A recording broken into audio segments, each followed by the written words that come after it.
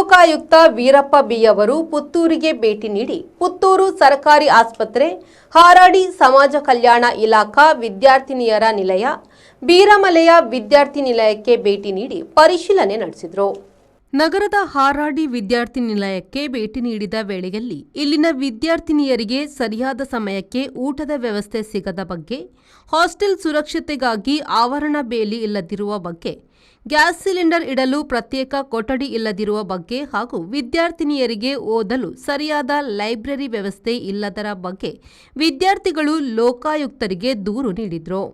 ಈ ಸಂದರ್ಭದಲ್ಲಿ ಹಾಸ್ಟೆಲ್ ಅವ್ಯವಸ್ಥೆಯ ಬಗ್ಗೆ ಸಿಡಿಮಿಡಿಗೊಂಡ ಉಪ ಲೋಕಾಯುಕ್ತರು ಹಾಸ್ಟೆಲ್ ವಾರ್ಡನ್ ಅವರನ್ನು ತರಾಟೆಗೆತ್ತಿಕೊಂಡರು. ಸರ್ಕಾರದ ಅನುದಾನದಲ್ಲಿ ನಡೆಯುತ್ತಿರುವ ಹಾಸ್ಟೆಲ್ಗಳನ್ನು ಸರಿಯಾಗಿಟ್ಟುಕೊಳ್ಳದಿದ್ದಲ್ಲಿ, ಮಕ್ಕಳ ಸುರಕ್ಷತೆಯನ್ನು ಕಾಪಾಡುವಲ್ಲಿ ವಿಫಲವಾದಲ್ಲಿ ಸುಮೋಟೋ ಕೇಸು ದಾಖಲಿಸಿಕೊಳ್ಳುವುದಾಗಿ ಎಚ್ಚರಿಸಿದರು. ನಗರದ ಬೀರಮಲೆ ವಿದ್ಯಾರ್ಥಿ ನಿಲಯಕ್ಕೆ ಭೇಟಿ ನೀಡಿದ ಉಪಲೋಕಾಯುಕ್ತರು ವಿದ್ಯಾರ್ಥಿಗಳ ಜೊತೆ ಮಾತುಕತೆ ನಡೆಸಿದರು. ವಿದ್ಯಾರ್ಥಿಗಳ ಬೇಡಿಕೆಯನ್ನು ಆಲಿಸಿದ ಅವರು ಸಮಸ್ಯೆಗಳನ್ನು ಸರಿಪಡಿಸುವುದಾಗಿ ಭರವಸೆ ನೀಡಿದರು.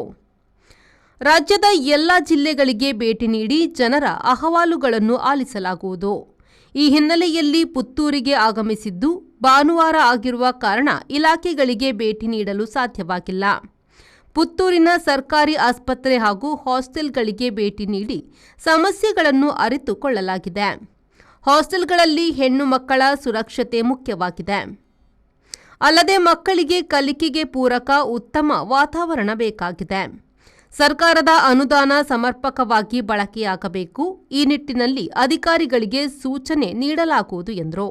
ಈ ಸಂದರ್ಭದಲ್ಲಿ ಲೋಕಾಯುಕ್ತ ಎಸ್ಪಿ ನಟರಾಜ್, ಡಿವೈಎಸ್ಪಿ ಗಾನಾ ಪಿ ಕುಮಾರ್, ಇನ್ಸ್ಪೆಕ್ಟರ್ಗಳಾದ ಅಮಾನುಲ್ಲಾ, ಸುರೇಶ್ ಮತ್ತು ಚಂದ್ರಶೇಖರ್ ಮತ್ತಿತರರು ಉಪಸ್ಥಿತರಿದ್ದರು.